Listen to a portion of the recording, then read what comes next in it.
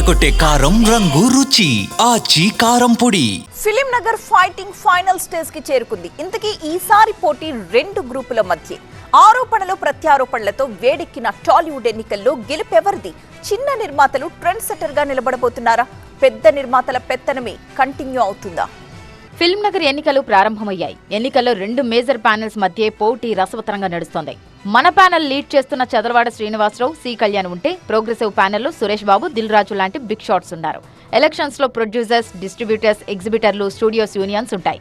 అందులో 1703 ఓట్లున్న నిర్మాతలు తమ నుంచి ప్రెసిడెంట్ ఎంపిక కోసం 12 మంది టీంను సెలెక్ట్ చేసుకుంటారు. అలాగే 631 మంది ఓట్లున్న డిస్ట్రిబ్యూటర్లు కూడా తమ నుంచి 12 మందిని ఎంపిక చేస్తారు. ఎగ్జిబిటర్లకు ఉన్న ఓట్లు 916. అందులోంచి వాళ్ళు ఎంపిక చేసుకున్న 16 మంది సభ్యులకు అధ్యక్షుడిని ఎన్నుకునే అధికారం ఉంటుంది.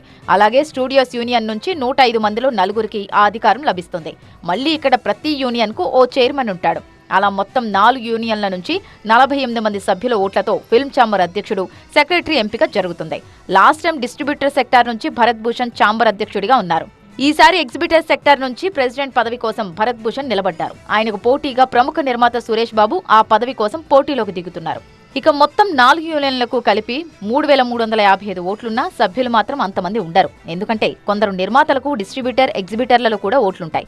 అలా చాలా మందికి 20 ఓట్లు దాకా ఉంటాయి. ఈసారి సురేష్ బాబు వెనక దిల్ రాజు సహా చాలా మంది అగ్ర నిర్మాతలుంటే, నట్టి కుమార్ వెనక భరత్ భూషణ్, సి కళ్యాణ్, ప్రసన్న కుమార్ లాంటి చిన్న నిర్మాతలున్నారు.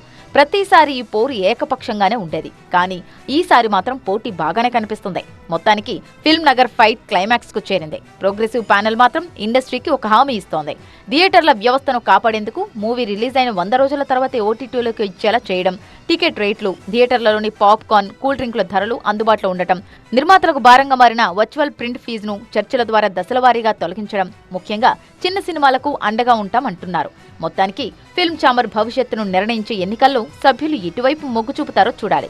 అనుభవం, నిబద్ధత కలగలిసిన తమ ప్యానెల్ను ఆదరించాలని ప్రోగ్రెసివ్ సభ్యులు కోరుతుంటే, ఇండస్ట్రీ బతకాలంటే మనం ప్యానెల్కి ఓటు వేయాలంటున్నారు చిన్న నిర్మాతలు. మరి ఎన్నికల్లో విజయం ఎవరిని వరిస్తుందో చూడాలి.